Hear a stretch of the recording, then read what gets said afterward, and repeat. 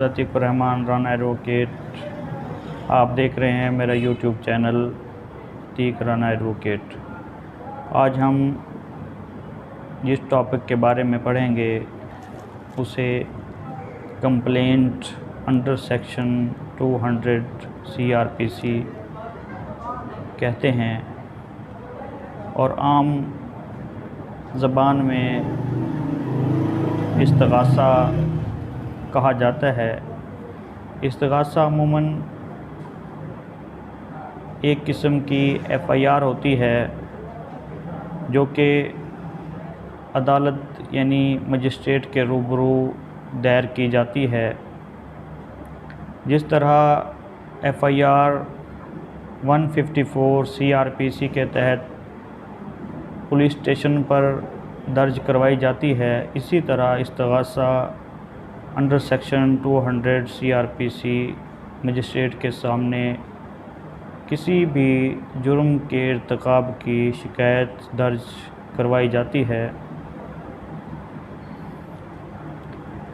इसमें फ़र्क इतना है कि पुलिस अगर किसी मुद्दई के साथ, किसी विक्टिम के साथ, किसी एग्रीव्ड पर्सन के साथ ताउन नहीं कर रही या उसकी शिकायत दर्ज नहीं करती या उस एग्रीव्ड पर्सन को, कंप्लेनेंट को, मुद्दई को ख़तरा है कि पुलिस मुल्ज़मान से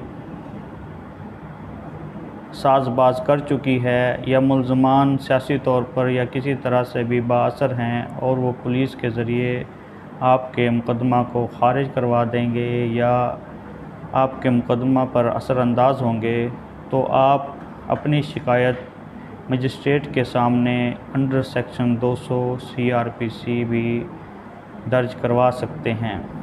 या आपकी शिकायत आपने जो पुलिस स्टेशन पर दर्ज कराई थी वो शिकायत पुलिस ने डिस्चार्ज कर दी है, यानी FIR ख़ारिज कर दी है या कैंसिल कर दी है, तो भी आप इस्तिग़ासा के ज़रिए उस जुर्म को बहाल करवा के मुजरमों को सज़ा दिलवा सकते हैं।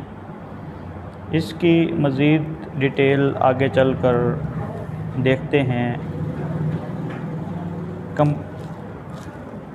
Examination of complainant, a magistrate taking cognizance of an offence on complaint shall at once examine the complainant upon oath।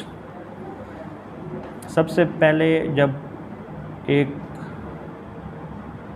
Complainant इस्तिग़ासा लेकर अदालत में मजिस्ट्रेट के सामने जाता है तो सबसे पहले उसे तहरीरी या ज़बानी अपना एक बयान रिकॉर्ड बरहलफ करवाना होता है,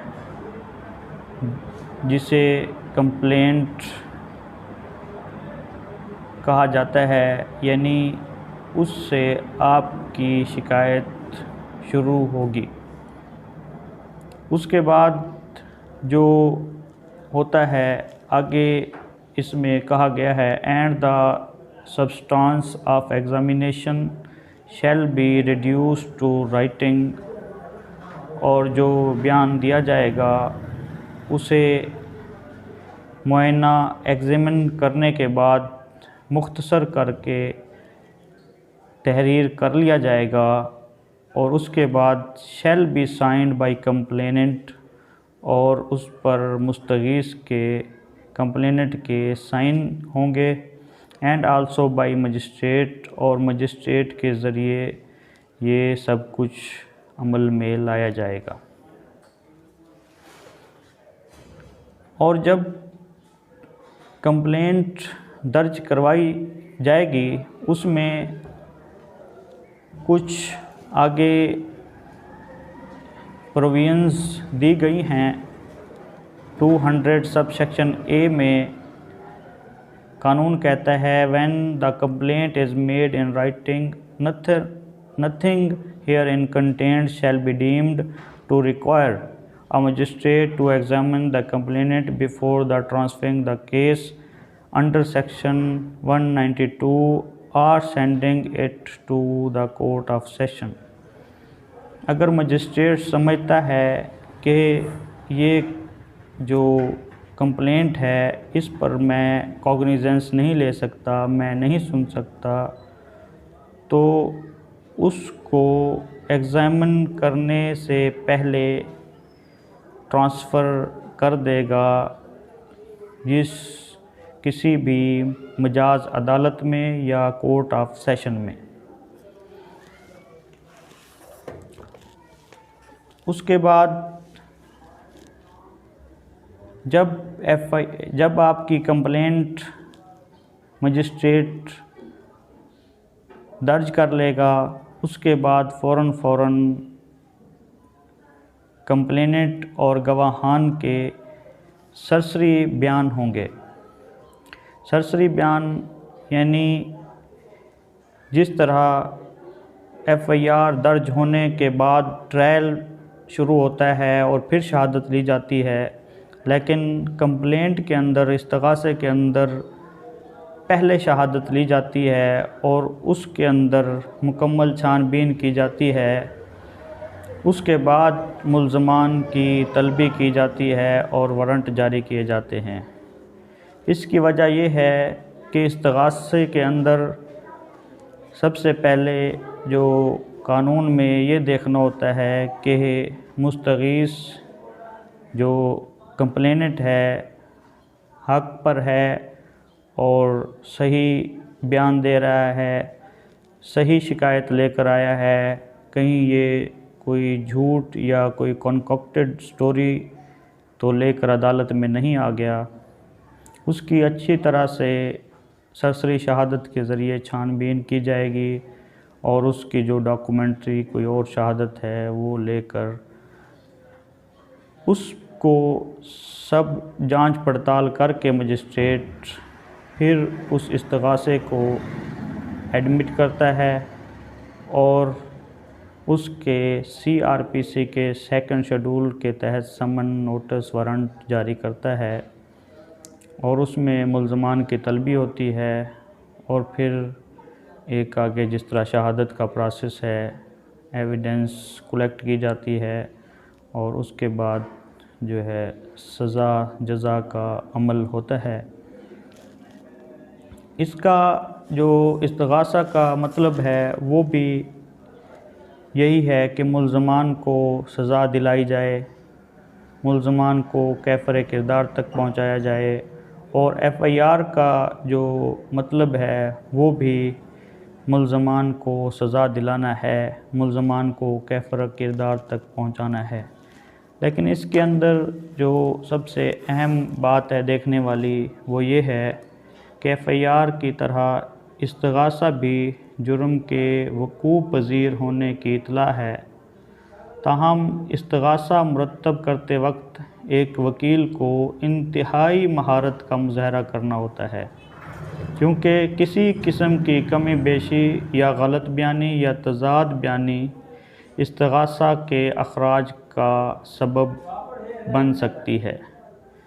अगर किसी भी इस्तग़ासा के अंदर मजिस्ट्रेट को लगता है कि कोई गलत बयानी है या कंट्राडिक्शंस हैं या कोई उसे शक गुज़रता है कि मुस्तग़ीस का जो ये बयान है ये सच पर मबनी नहीं है, तो उसे इब्तदाई तौर पर मजिस्ट्रेट ख़ारिज कर सकता है।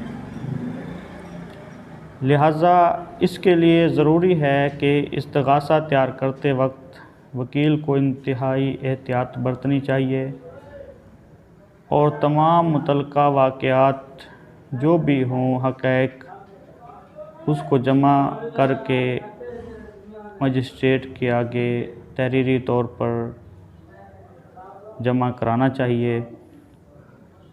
FIR के ख़ारिज होने या फिर मुनासिब तफ्तीश ना होने या गलत दफ़ात के तहत फ़र्द जुर्म ऐद करने या चलान मुरतब करने और उस पर कार्रवाई जारी होना इस्तग़ासा पर कोई असर ना होता है और इस्तग़ासा दायर करने का मुस्तग़ीस का हक़ है इस्तिगासा के लिए अगरचे कोई मियाद मुकर्रर ना है, ताहम ताख़ीर की वजह से इस्तिगासा को ख़ारिज किया जा सकता है, क्योंकि इस्तिगासा में अगर जितनी ताख़ीर की जाएगी उससे मजिस्ट्रेट यानी अदालत यही समझेगी कि इसके अंदर जो है बहुत कम सच है और ज़्यादा झूठ मिलाया गया है। इसलिए इस्तिगासा को जितना जल्दी हो सके दायर कर दिया जाए। डिले फ़ौजदारी मुकदमात में हमेशा चाहे FIR केस हो चाहे इस्तिगासा हो, दोनों में मोहलिक है, फ़ैटल है।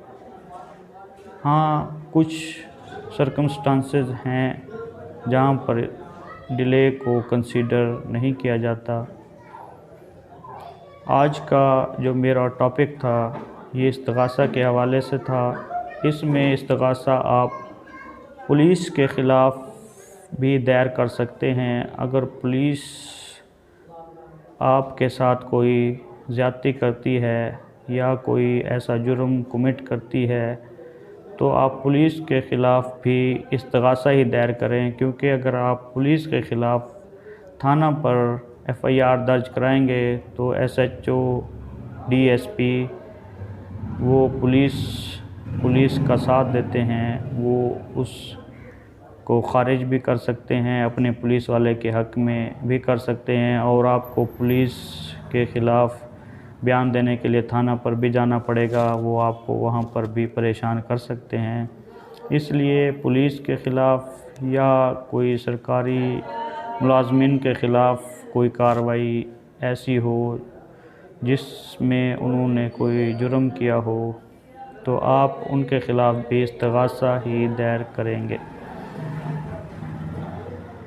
पुलिस केस में क्योंकि सियासी इन्वॉल्वमेंट और रिश्वत ये चीज़ें आम पाई जाती हैं, इसलिए एक सादा लोग या गरीब आदमी के लिए इस्तिगासा ज़ेरे दफ़ा 200 ज़ाब्ता फ़ौजदारी बहुत अहम और मज़बूत कार्रवाई है। आज के लिए इतना काफ़ी है। इंशाअल्लाह वक्तन फ़वक्तन आपको कानून के बारे में आगाह करते रहेंगे। अगर मेरी ये वीडियो पसंद आए तो इसे लाइक और सब्सक्राइब ज़रूर करें। बहुत शुक्रिया।